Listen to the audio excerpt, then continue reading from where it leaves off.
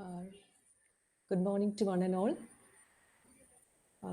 Our respected regional directors from the various regional centers, our respected resource person for this session, Deepak Vishwanathan sir, who is the senior audit officer from the Indian Audit and Accounts Division, and our coordinators, assistant coordinators, other functionaries from the various learner support centers, and other officials from various regional centers. Warm good morning to one and all. Myself, Dr. Sindhu, Regional Director, Vatakara, along with my colleagues, Dr. Pramila O, Assistant Regional Director, and Shri Praveen Kumar, Deputy Registrar. Most cordially welcome you all to this session. As we all know that the special campaign 3.0 is ongoing, and the regional centers have been mandated to conduct a webinar in the area of record management. And I'm very happy to inform with a lot of pleasure and privilege that we have a resource person, Sri Deepak Vishwanathan sir, who's a senior audit officer from the audits division. As far as sir's experience for us is that he has been a well-wisher of IGNOU, has been a supporter of IGNOU, and also has taken very learned sessions for us in the past as well. We cherish that, sir, and we also most cordially welcome you also to this session, and all our participants who have joined in with RC Vatakara. A warm welcome to you all. With these words, may I request Deepak sir to kindly start the session, please. Over to you, Deepak sir.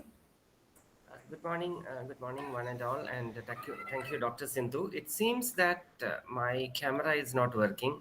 I have been trying to switch it on for quite some time, and I'm not able to. So probably it is some technical issue with the platform, and I'm not used to this platform.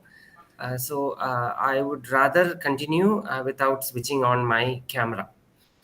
And all right.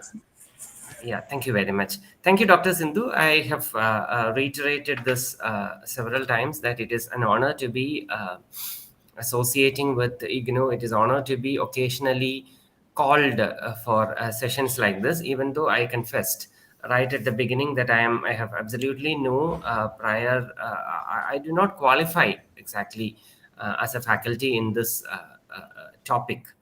But then, having been invited by such an august institution as IGNOU, I did not want to let the opportunity drop, and I decided that I might as well take up this opportunity. I would like to share my presentation now.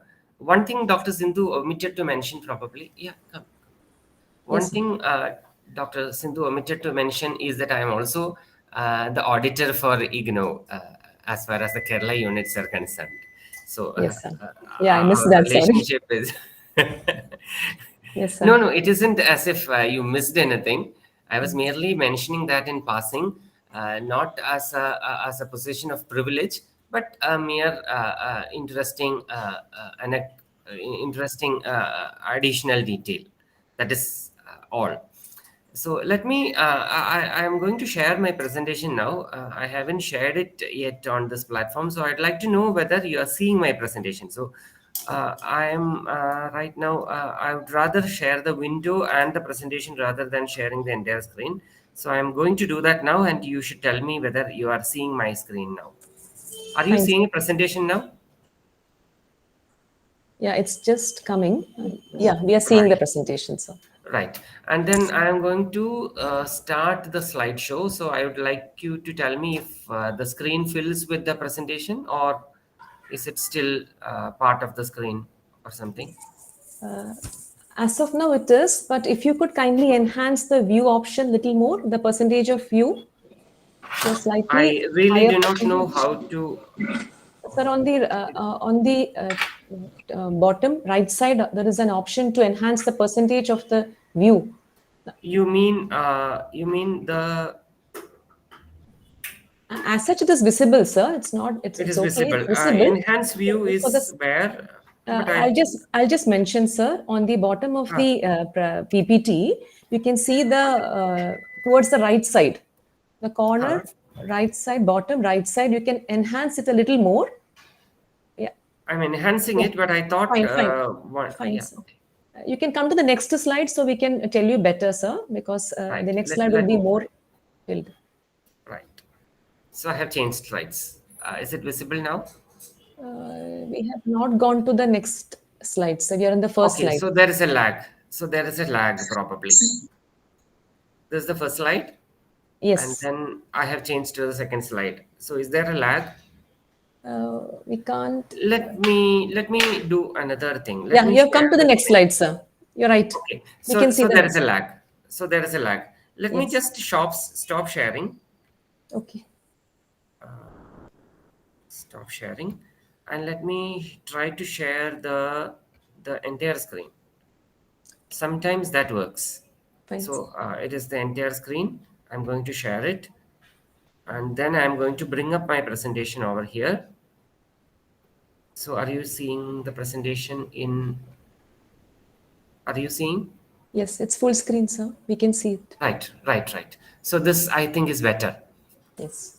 Okay. Thank you very much. Thank you very much for the opportunity. We are going to talk about record management under Special Campaign 3.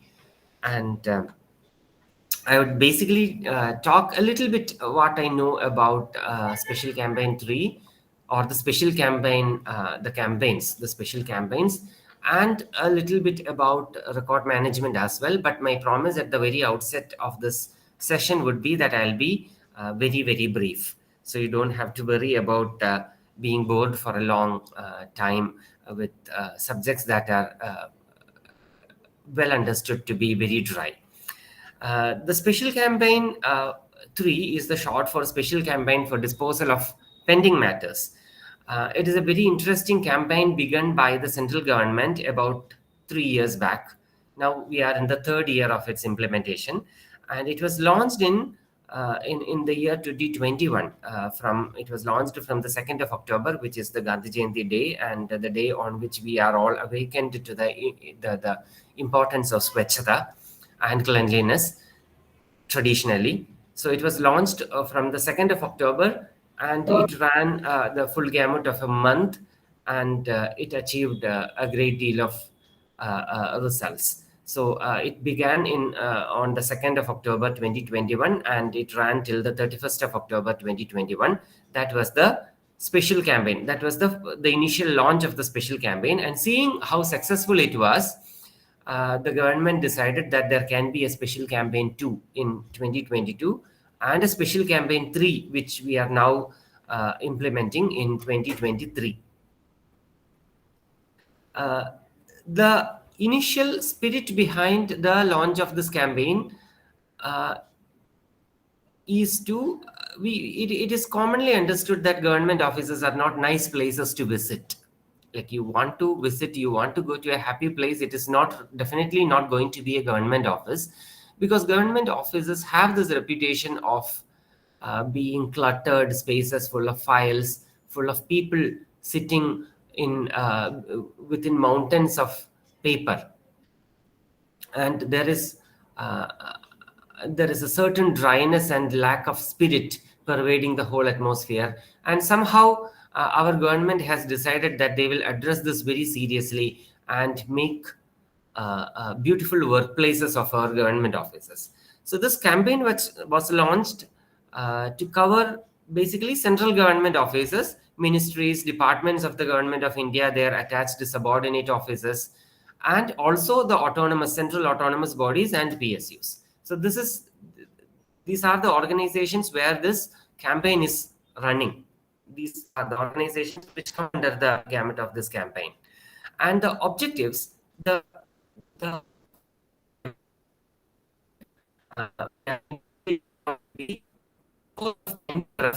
members of parliament,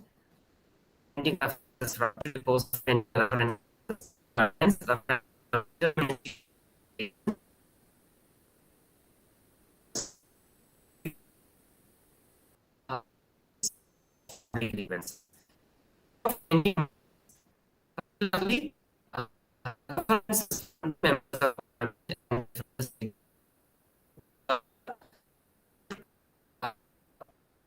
behind the special campaign. And the nodal department for the special campaign was identified to be the Department of Administrative Reforms and Public Grievance. The special campaign, the initial special campaign ran from the 2nd of October to the 31st of October 2021. Before the special campaign, there is a preparatory phase. The preparatory phase will be from the middle of September. So maybe 14th or 15th of September, it will begin. And for half a month, we will prepare for the launch of the campaign. What do we do during the preparatory phase? We sensitize the officers and mobilize the resources for. We are going to undertake a mammoth task of clearing up our space, of disposing unwanted materials. So we need to identify the materials. We need to gather in the resources, which gather in the army. We need to prepare the people to undertake this great task, and sensitization of the ground level functionaries is done during the preparatory phase. We also appoint nodal officers. Nodal officers are appointed for each ministry. For each ministry, each department which undertakes this campaign, a nodal officer is assigned or designated, and this nodal officer is generally not below the rank of a joint secretary. The nodal officer has the responsibility of planning for the entire campaign for his or her ministry, overseeing it and reporting on it. He is the captain of the campaign for that particular his own ministry or department. Then for all the references from the members of parliament, pending references from state governments, grievances, etc., for all of them, we identify the pending matters which we are going to clear during the implementation phase. So we need to make a detailed chart of how many references, how many grievances from under each category are pending. Then we also finalize the campaign sites. Campaign sites have been identified. What is a campaign site? A campaign site is a site where we will be launching our campaign, we will be implementing. So it is a good idea to have a before and after pictures of the campaign sites to see how effective our campaign was. So we identify specific campaign sites where there is clutter, where there is a need for beautification, there is a need for cleaning up. We take higher resolution images of that site.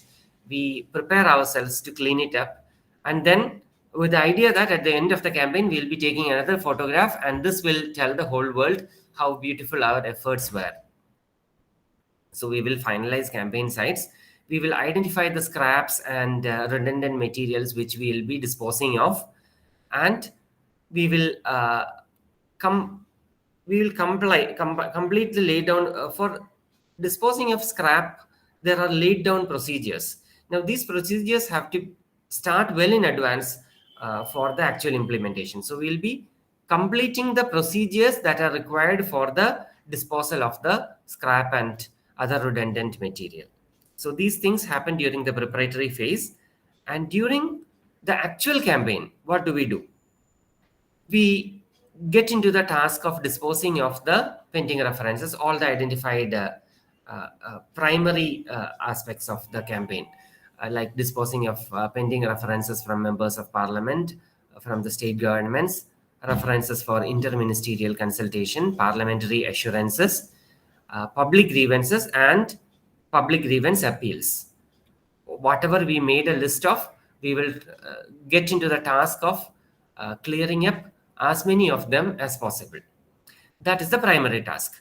But while we are engaged in this primary task of clearing up of references, etc., we also notice that the processes that we have been undertaking for the clearances may be outdated, may be cumbersome, may involve a lot of paperwork, and that might be the bottleneck that has always been reducing our efficiency in this cleaning up job.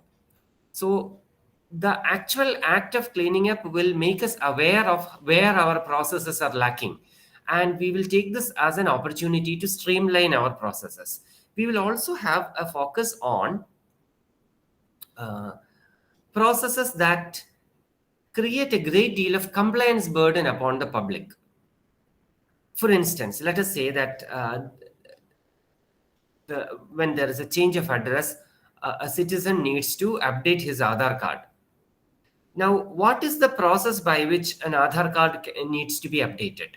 The process, if you examine the process, probably citizens are not complying to the level at which we would like them to comply because of loopholes, because of problems within the process itself. Maybe there are not enough senders. Maybe the response would have been better if it is online enabled.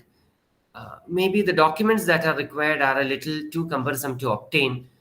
So looking at the processes themselves will help us identify places where we are making the lives of citizens very, very bad. We are making them uneasy.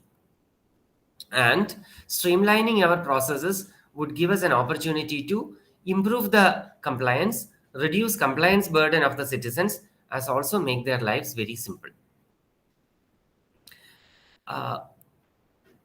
We will also use the campaign as an opportunity to improve records management. You all understand that in central government offices and autonomous bodies, like your case, most of the clutter is created by records. And record management is something that has well laid down procedures. And record management is something that has been mandated upon central government offices. We have an act that mandates and lays down the processes for records management. So we will take this as an opportunity to look at our own records management and update ourselves in our record management duties by weeding out files and overall weeding out files that are not required. We will also look at the overall cleanliness of government offices, contributing to a good working environment and space management.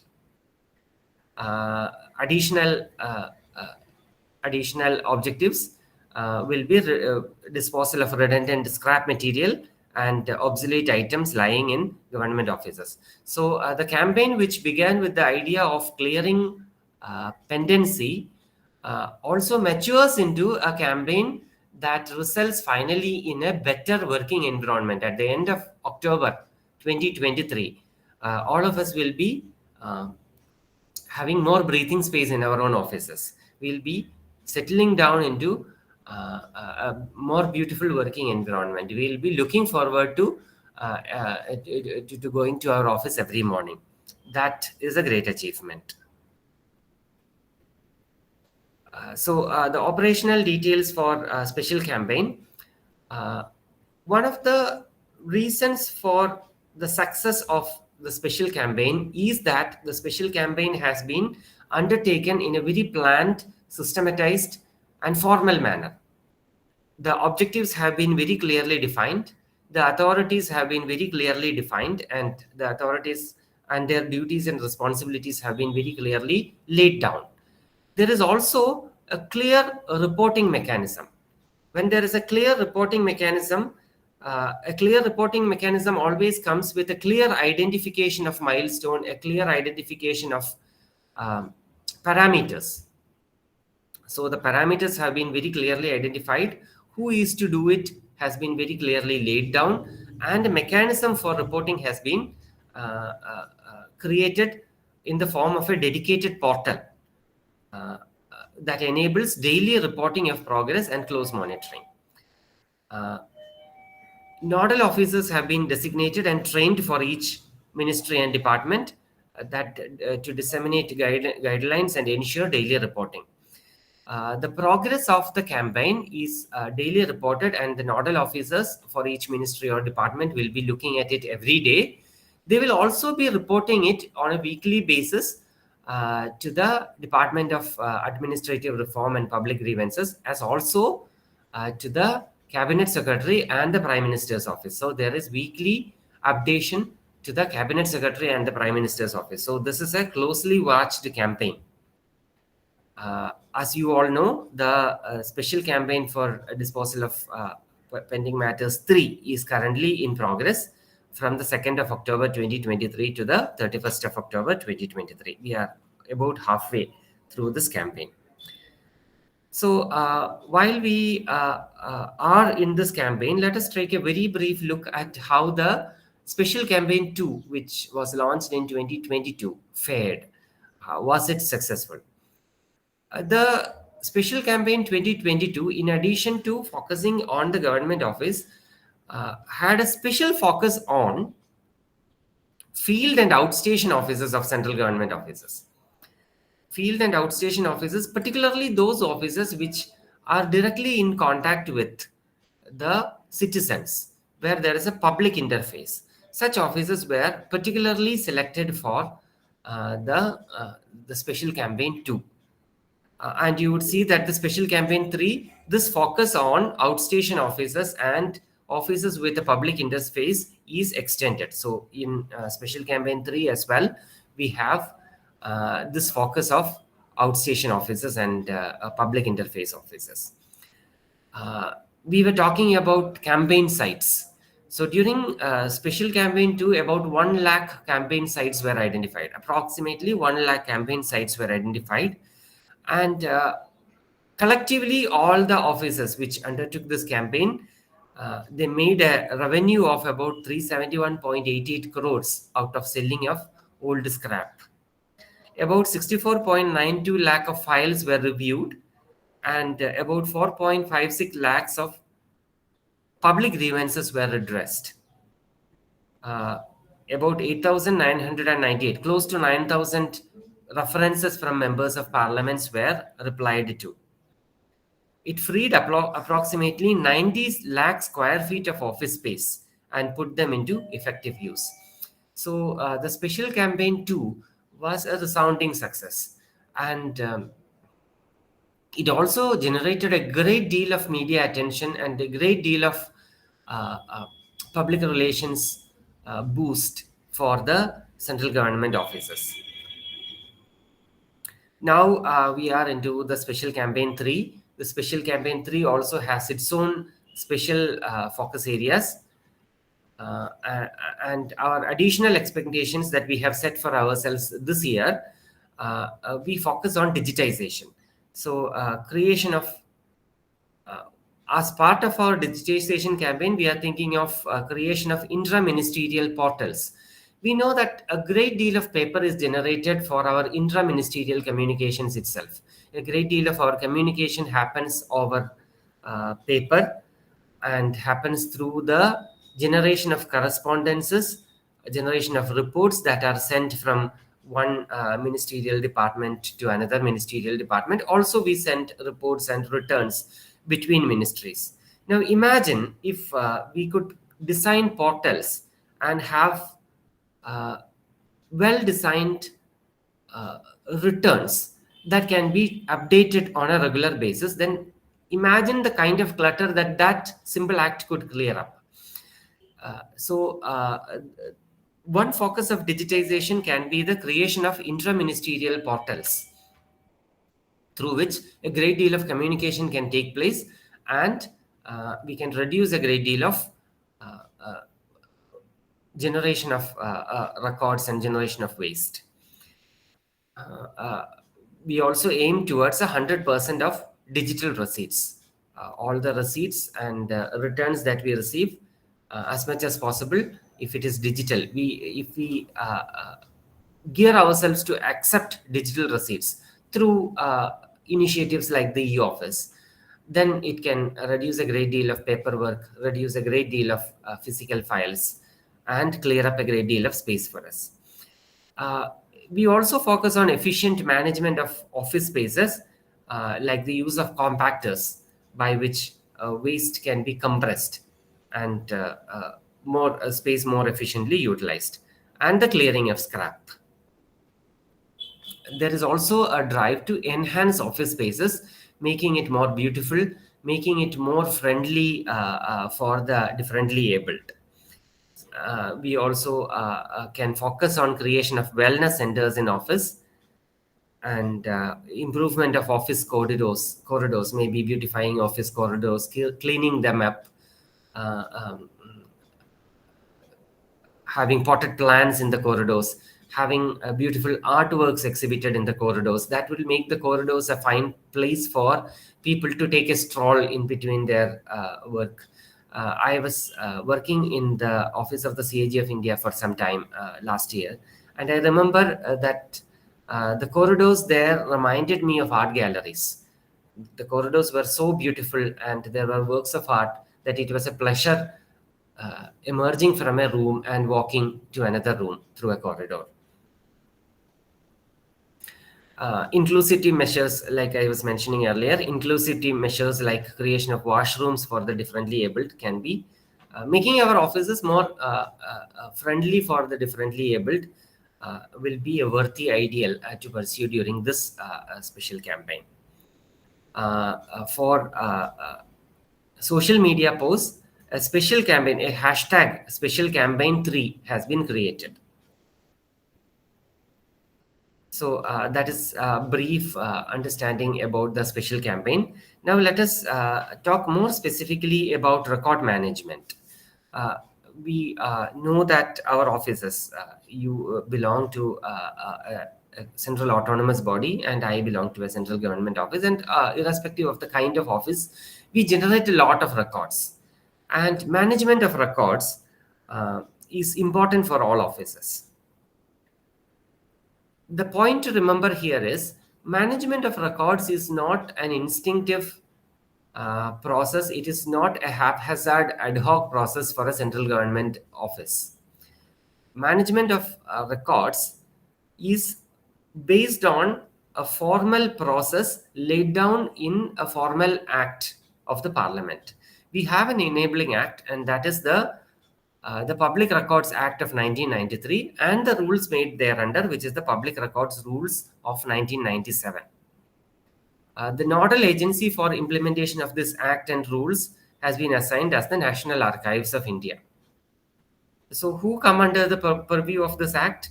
The central government offices, all the government's ministries, departments under the central government, the union territory administrations, all the public sector undertakings, all the statutory bodies and corporations formed under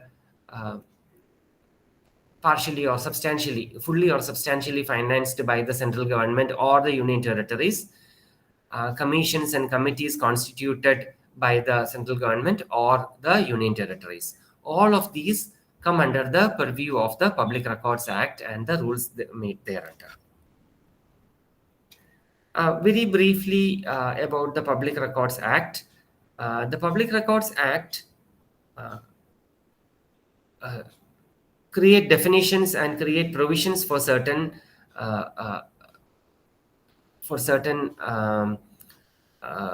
functionaries, and define a certain or make certain definitions. So a records creating agency under the Public Records Act is any ministry, department, offices of the statutory bodies and corporations, department or offices of the union territories, etc., are record creating agencies. So in an attempt to define what a public record is, when we are talking about a Public Records Act, we need to understand what we mean by the public record. And to arrive at the meaning of a public record, we first define who creates public records. Public records are created by the record creating agencies. And who are the record creating agencies? All ministries, departments, corporations of the central government and the union territories. Now, what are public records that we seek to manage based on the Public Records Act? All documents and files created by the record creating agencies, which might include even microfilms and images, come under the definition of public records. Now, for each of these, fundamentally, what Public Records Act achieves is the institutionalization of the process of record management. In its attempt to institutionalize it, it clearly lays down what is a public record, who creates a public record and who is in charge of managing this public record. So the Act specifies, Section 5(1) of the Act specifies that each organization, each office should designate a records officer. A records officer should be nominated to discharge the functions mentioned in the Act. So who implements the Act in each office? The records officer is in charge. He is responsible for implementing the Act in each office. What are the duties of the records officers? Section 6 of the Act lists out the duties of the records officers. Fundamentally, the records officers are responsible for maintaining and preservation of the public records belonging to his office, conducting a periodic review of the records, weeding out of records which are outdated, and conducting appraisals of public records. We will come to what an appraisal is in a short while. Appraisals of public records, which are more than 25 years old, and compilation of record retention schedules. Now, record retention schedule is very important. We talk about management of public records and we talk about weeding out of public records. On what basis will we be able to weed out a public record? For how long do we need to retain a public record? This is laid down in what are known as record retention schedules. We will talk a little bit about record retention schedules. The prime philosophy which guides records management is that a record need not be stored for too long, it should not be destroyed before its relevance is over. But it need not be stored indefinitely. So the basic philosophy, a basic prerequisite of good record management is to ensure that records are neither prematurely destroyed nor kept for periods longer than required at the cost of economy. So it helps to have a clear understanding of how long each record needs to be retained. That's a science in itself.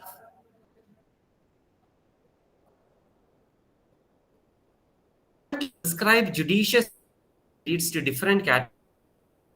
A record retention schedule needs to be drawn up by the record creating agencies concerned. Now, record retention schedules are of two types. The first type is record retention for records pertaining to facilitative functions. Each ministry, each office have undertake multiple functions, and some of these functions can be basically classified into facilitating functions and substantive functions. Facilitating functions are general functions that are common to all offices, like administration, welfare, asset management, management of stock, etc. These are the facilitating functions. Substantive functions are the functions for which that particular department has been created.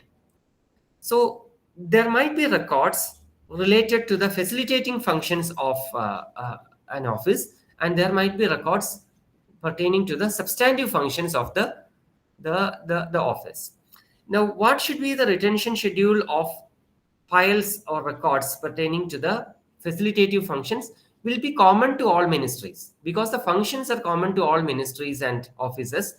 The files, the type of files will be common, and the retention schedules also will be common. So it is not necessary for an office to create its own retention schedule for their facilitating functions, because those retention schedules can be centrally made, and it has already been made. So what are the records that pertain to facilitating functions of departments? Those are records relating to establishment, personnel and housekeeping matters, welfare, office equipments, etc. Also, records related to common office procedures like registers, reports, etc.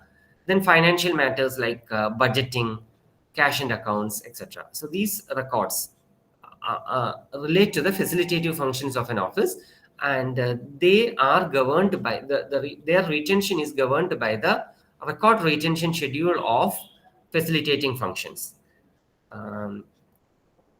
These are laid out in the RRS of records common to all departments issued by the Department of Administrative Reforms and Public Grievances, the Central Secretariat Memorandum of Office Procedures, and the General Financial Rules. Let me just show you the record retention schedule for public records in for facilitative functions for a moment. The document is available.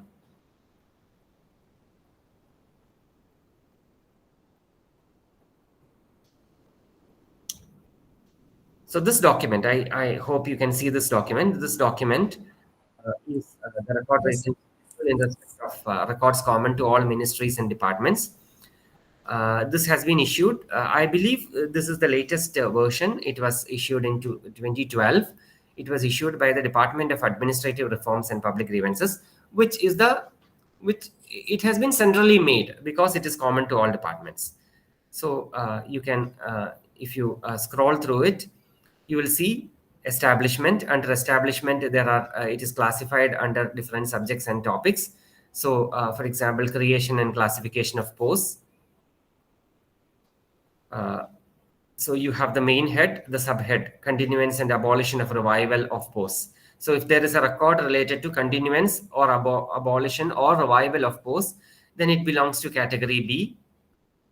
And then if there is a conversion of temporary post to permanent post, then it belongs to, then it is mentioned as C10.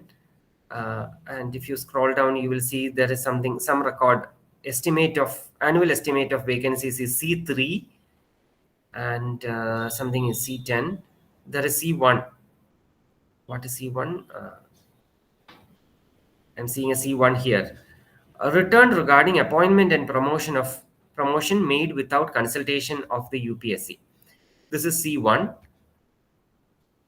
You can see category B occasionally, and there is also. So let us find out what is this category A, B, and C. We'll come to what is category A, B, C, and C1 and C2, etc. in a little while.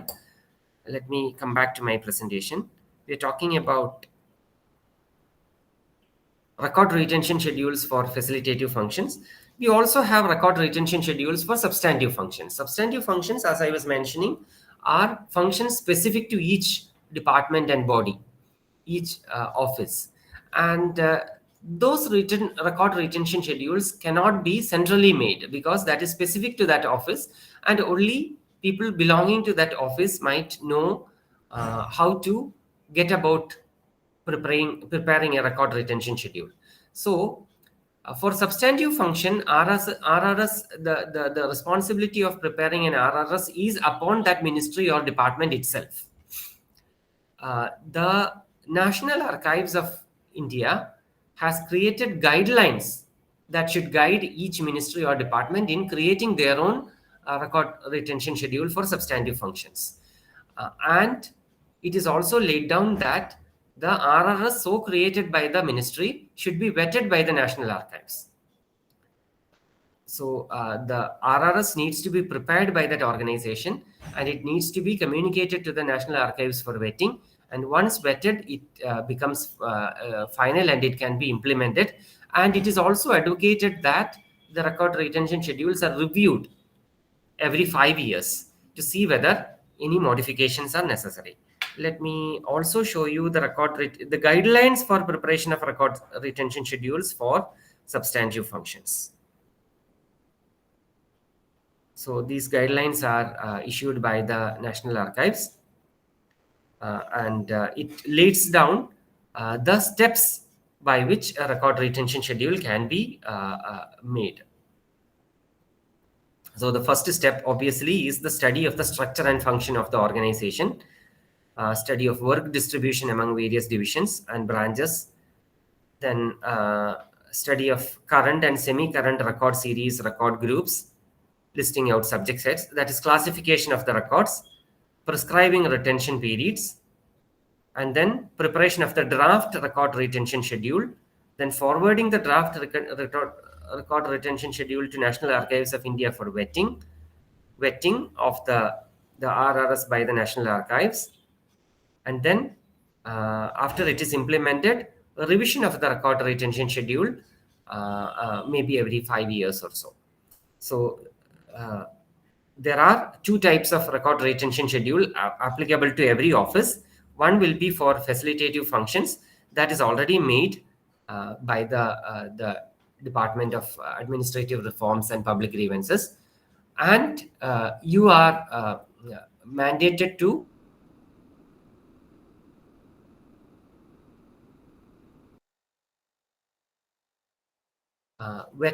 prepared and then vetted by the National Archives before it is implemented. Now, so these are the nodal agencies. The Department of Administrative Reforms and Public Grievances, as I was mentioning, they create RRS for the facilitative functions, and guidelines for RRS for substantive functions will be created by the National Archives of India. Now, when we looked at the RRS of facilitative functions, we came across each file type, and against which it was mentioned whether it is category A, B, or C1, C2, etc. So what are these categories? Category A means keep and microfilm. Category A are records which are so important that they have to be permanently kept. Not only permanently, they should never be destroyed. They have to be eternally preserved. Not only eternally preserved in the original, they need to be preserved also on microfilm. So those are category A. Why are they category A? They are records or documents which are so precious that the originals needs to be preserved, and nobody should be given access to the original. That is why they need to be microfilmed, so that access can be restricted to the microfilm. So records so important that their original need to be preserved are part of category A. Also, materials likely to be required for frequent references are there are frequent references, so it is better not to touch the original, touch the microfilmed copy. Then that also will be category A. A third category within category A is files of historical importance, where the question of originality is very important. Files which are records which are important for researchers, those are also mentioned in category A. Basically, category A are records which need to be preserved eternally and also preserved in microfilm. Category B are also records that need to be preserved eternally, but they need not be microfilmed. There is no problem in providing access to the originals. Then such will be category B. Category C are records that need not be eternally preserved, that can be weeded out after a certain period of time. So any file that can be weeded out after 10 years, a maximum of 10 years, should be category B or category A. Records that need not be preserved eternally can be assigned to category C, and the maximum retention period assigned in category C is 10 years.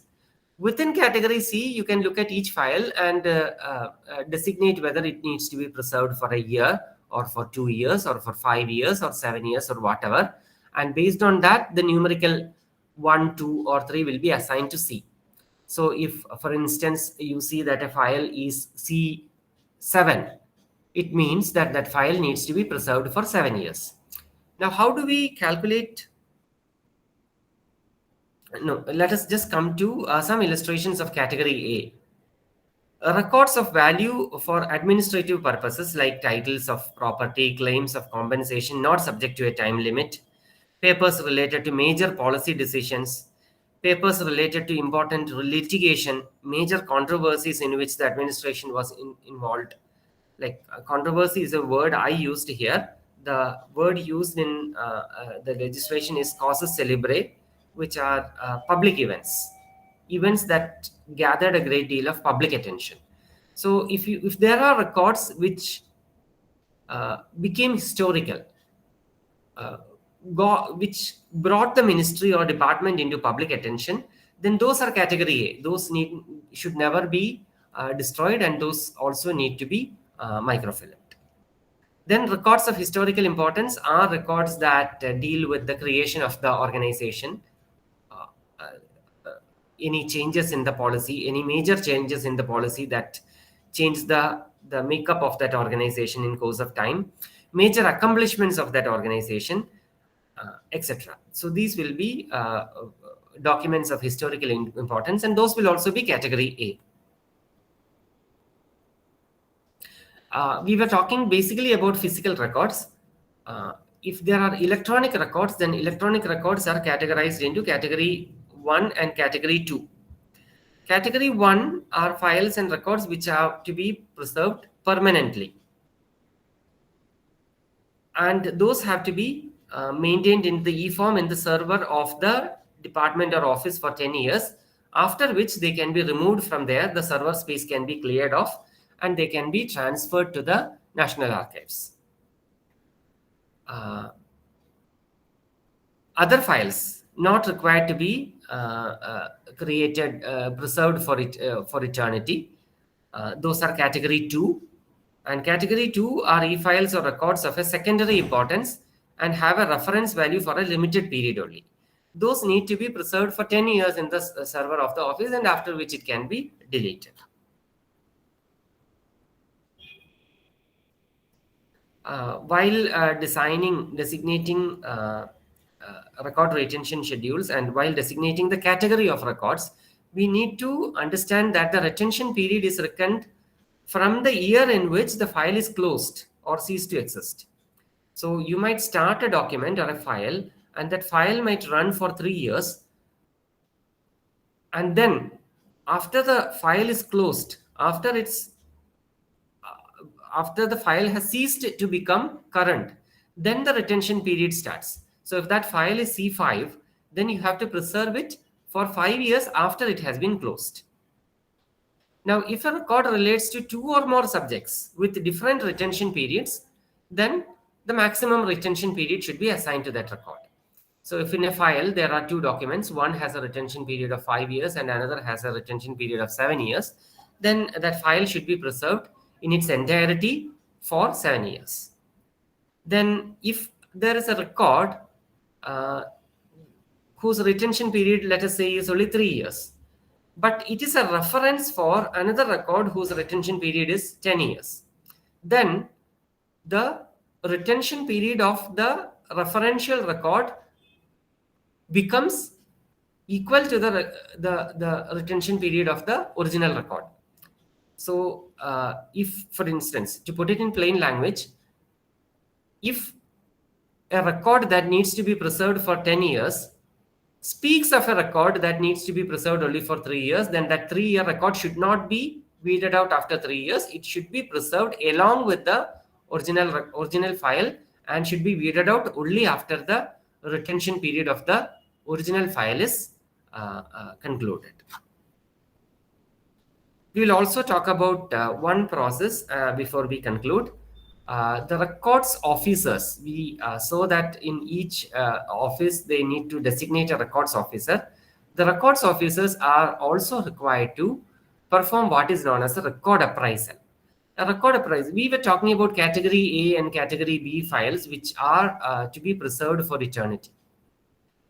So let us assume that you are the records officer of a certain office, and you have come across certain documents that you have classified as category A and category B, meaning they have to be preserved forever. They should never be weeded out.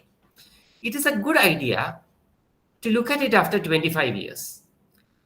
After 25 years, look at the file again and decide again whether it is actually category A or B, or there is no harm in weeding them out. It is a relook at the categorization of records. This has to be done annually for all the records that have all the permanent records assigned category A and B records, which have completed a life of about 25 years. The list of records that will be taken up for appraisal needs to be communicated in advance to the archives, and this exercise needs to be undertaken. And probably through this exercise, you might decide that some of the category A files can be demoted to, say, category C and can be weeded out after a certain period of time. So this is in brief what I have for this presentation. Thank you very much.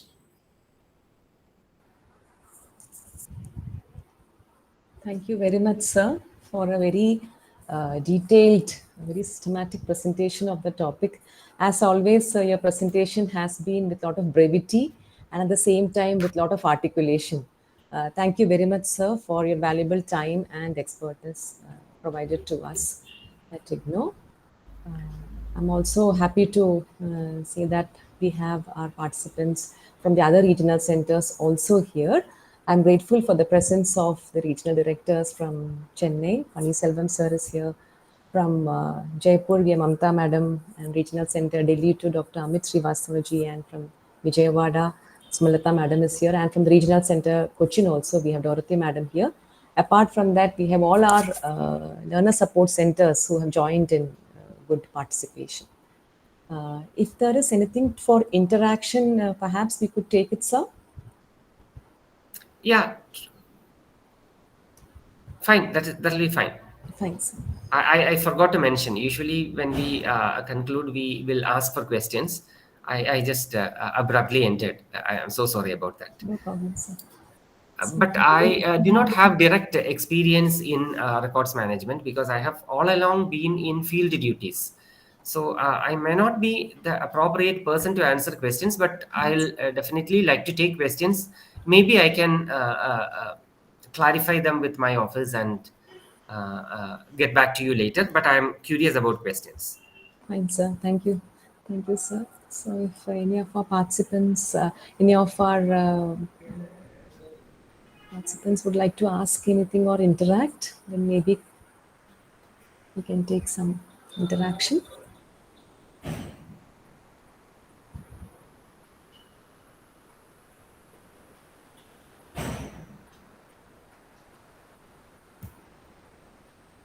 Sir, one thing what I was just trying to understand was that you have very clearly, very learned presentation you have given about all the aspects, about entire thing of record and the kind of substantive functions and the other function, which I was not much aware about, frankly.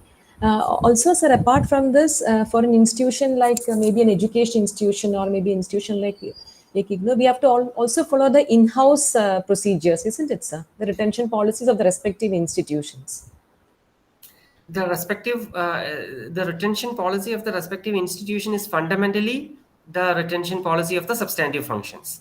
So probably an educational institution like say IGNOU can look at models which other educational institutions follow and arrive at a certain understanding of the retention periods. Now, the retention period of a certain document is intrinsically related to the legal system in force. So, how long should a record be retained is essentially a matter of legal compliance. So, wherever educational institutions are all governed by common rules, common regulations, retention schedules can easily be drawn from such legal requirements. Okay. So I understand your question as whether there are common retention schedules or patterns for educational institutions. There should definitely be, because these retention schedules primarily take their inspiration, their authority from existing laws and regulations. Okay, sir.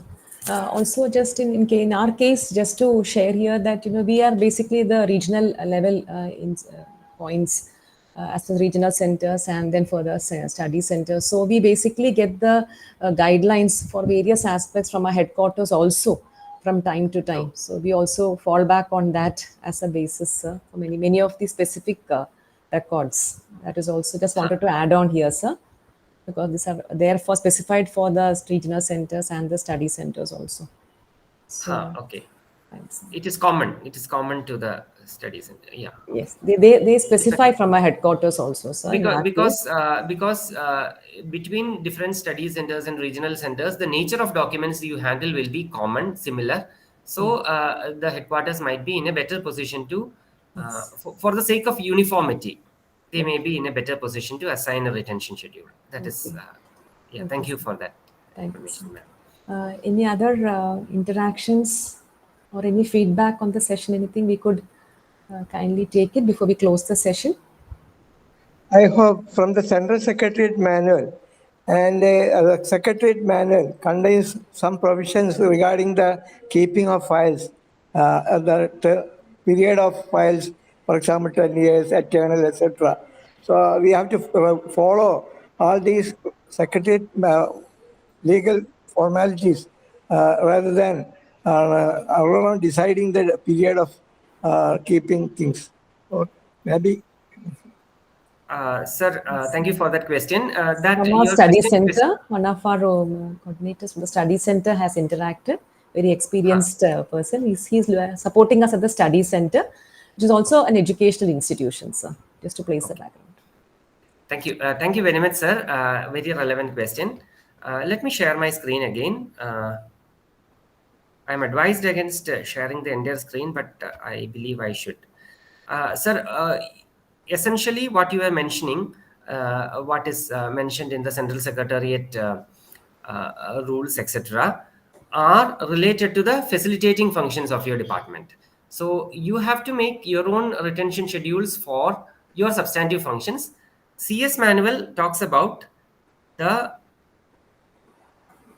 CS manual talks about facilitating functions. Now let me just share the common retention schedule again. So if you look at the common retention schedule, I will share this. If you do not already have a copy of this, this is the record retention schedule in respect of records common to all ministries and departments, issued by the Department of Administrative Reforms and Public Grievances. So this is the schedule from which I was reading the schedules of individual records. So if you look at the index, for convenience sake, they have given the Central Secretariat Manual of Office Procedure Appendix 28, which deals exactly with the specific requirements laid down by the Central Secretariat Manual. Also, the Appendix 13 of General Financial Rules. So these things which apply commonly to everybody also are given in this document. So if you have this document, you have a ready reference. Thank you, sir. Would you like me to share these documents? You already do not have, then I can share. Okay, sir. So thank you, Abdul Salam sir, for the question. And he has specifically raised a question, and sir has responded as well. So if anything else we have for interaction?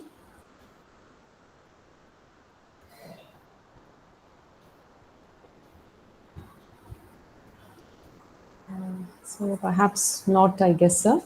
So maybe we can move on to the